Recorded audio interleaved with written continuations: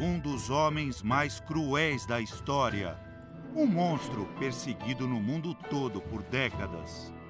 O fim de Josef Mengele, o carrasco nazista, não teve nenhuma das glórias que Adolf Hitler prometia ao povo alemão. Ele ficou aqui, nesta sala do Instituto Médico Legal de São Paulo, jogado em um saco plástico por 30 anos. Agora, os restos mortais de um dos homens mais odiados do mundo foram para o seu destino final. O Fantástico acompanhou tudo. Mas antes de conhecer o último capítulo dessa história, é preciso voltar ao começo, ao tempo da Segunda Guerra Mundial.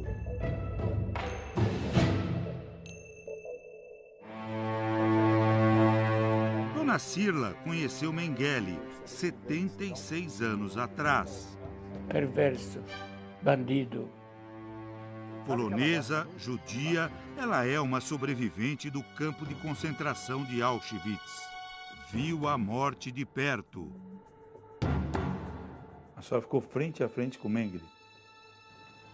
A frente em frente como o senhor. Mengele na pronúncia alemã, era médico em Auschwitz. Ficou conhecido pelas torturas, disfarçadas de experimentos científicos. É tortura. Você não sabe o que é tortura? E num barracão ele pôs 4 banheiros com água quente. E nós estava sem cabelo, sem roupa, mandou entrar. Aí eu falei, ai, tá quente. Se você não fica dentro, você vai morrer. Isso não é perverso? E depois põe na água fria. Isso nunca vou esquecer na vida. O objetivo de Mengele era testar os limites humanos. Tinha uma obsessão especial, gêmeos idênticos. O médico nazista decidia quem ia para os campos de trabalho forçado ou para a morte nas câmaras de gás. Enquanto isso, Mengele fazia suas experiências, transplantava órgãos sem anestesia, injetava tinta nos olhos de suas vítimas para ver se mudavam de cor. Deixava bebês sem comida para saber por quanto tempo sobreviviam. Mengele está entre, vamos dizer, os nazistas mais comprometidos com milhões de mortes. Tanto é que ele é conhecido, não é, como o Anjo da Morte. Ele matava à toa a gente. Uma criança que uma menina tinha lá com um alemão, ele jogou no teto.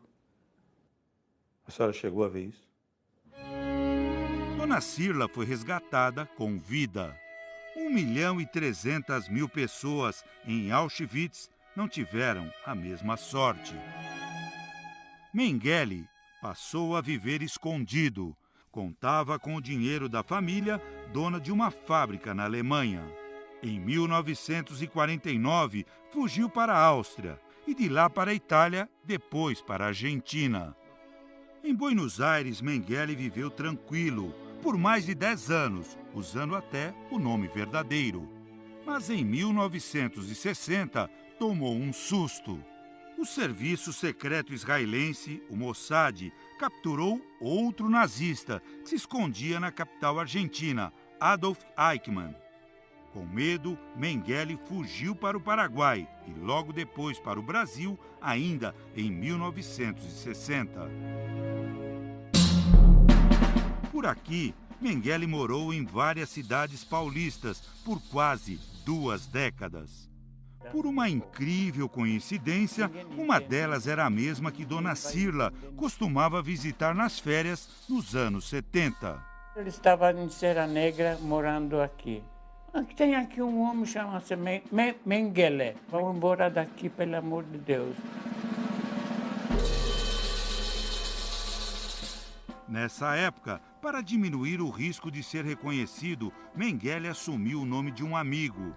Wolfgang Gerhard viveu no Brasil por um tempo, mas voltou para a Europa, deixando os documentos para trás.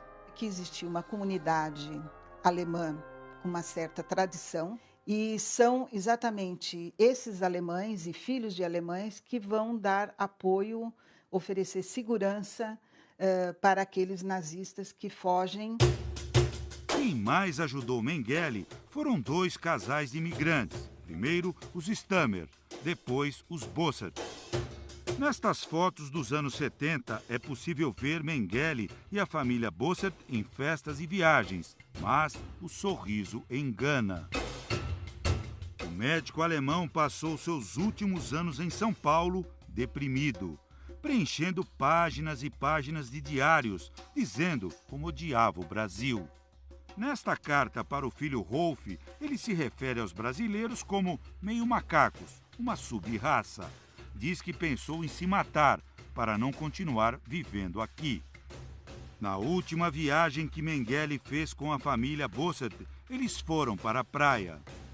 Mengele ficava nesta casa em Bertioga, no litoral de São Paulo, onde costumava passar férias e fins de semana. Daqui até a praia são 500 metros. Ele costumava fazer esse caminho a pé para tomar banho de mar.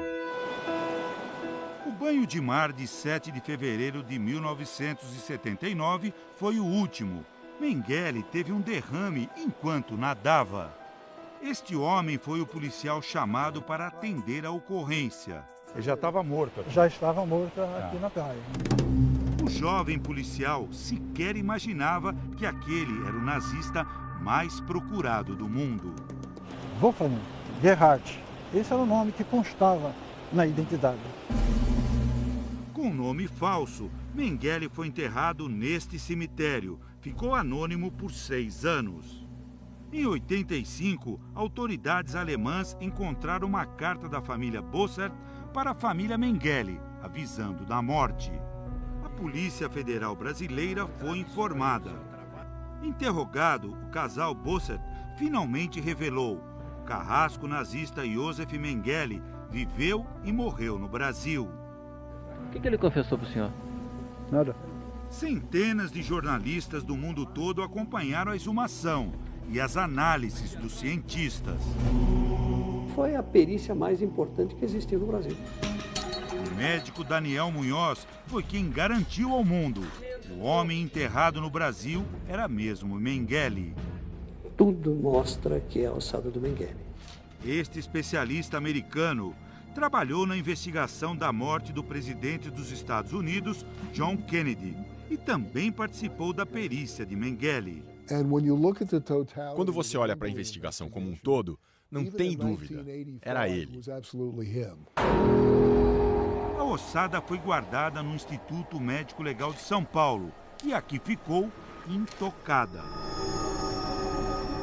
Estamos chegando no 2º andar do ML de São Paulo, onde durante 30 anos ficaram os restos mortais do carrasco nazista Josef Mengele. A ossada ficou aqui nesta prateleira junto com outras 80. Essa ossada ela ficou sob a nossa guarda e nunca mais houve nenhum tipo de procura. Os ossos de Mengele foram abandonados. O filho não demonstrou interesse em receber esses restos mortais. Procuramos o filho de Josef Mengele, Rolf. Ele não usa o sobrenome do pai. Trabalha como advogado em Munique, na Alemanha. No escritório, ninguém quis falar. Ich wollte zu Herrn Rolf Jenkel. Der ist nicht da. Der ist nicht da. Und auch nicht, ob Rolf Jenkel, ob mir jemand sagen kann, wo er ist oder wann er wiederkommt. Also ich kann es Ihnen leider nicht. Ich werde es auch nicht tun. Ja. Nesta entrevista feita nos Estados Unidos em 1986, Rolf conta que visitou o pai em São Paulo em 77, 2 anos antes dele morrer. Os dois conversaram sobre Auschwitz. Ele não admitiu que fez nada de errado. Para ele era um dever. Ele estava cumprindo ordens. Rolf nunca avisou ninguém sobre o paradeiro do médico nazista. Eu nunca trairia meu pai. Ninguém podia pedir isso de mim. Ainda assim, Rolf deixou para trás os restos mortais do pai, no ML de São Paulo. A Faculdade de Medicina da Universidade de São Paulo pediu a ossada quando descobriu que ela estava abandonada. A guarda ficou com o mesmo homem que identificou Mengele, o Dr. Daniel. Agora essa ossada está sendo transferida aqui para a Faculdade de Medicina da USP. O Dr. Daniel vai abrir o lacre e também fazer a conferência dos ossos. E aqui na escápula. Então agora nós vamos tirar o crânio. A cabeça do carrasco nazista foi essencial para comprovar que essa era mesmo a ossada dele.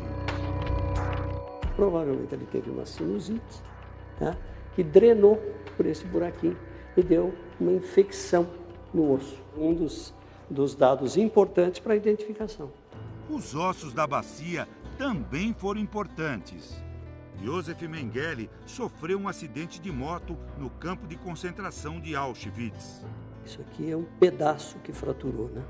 Agora, pelas mãos do Dr. Daniel, 71 anos depois da guerra, o carrasco que chamava suas torturas de experimentos científicos vai, de fato, contribuir para a ciência. Seus ossos serão usados para formar novos médicos. O levantamento destes dados é importante na formação, por exemplo, de um especialista em medicina legal. O perito americano que trabalhou com o Dr. Daniel diz que está contente com o destino dos ossos. Que bom que está com ele. Eu não gostaria que esses ossos nazistas virassem uma espécie de tesouro para serem admirados. Ainda bem que eles não caíram em mãos erradas. A professora Maria Luísa, especialista na história nazista, também. Eu não vejo que Mengele merece uma lápide. Vale lembrar a história dele, a trajetória dele, enquanto uma mensagem de alerta e de perigo. Uma história que Dona Cirla nunca esqueceu. As minhas amigas todas morreram. Ninguém entende isso aqui, não dá para explicar. Eu tinha casa, tinha mãe, tinha pai, tinha 5 irmãos, a casa cheia de gente, e eu fiquei sozinha. Isso não é brincadeira. São esses testemunhos dos sobreviventes que nós devemos lembrar sempre para que realmente isso não se reproduza.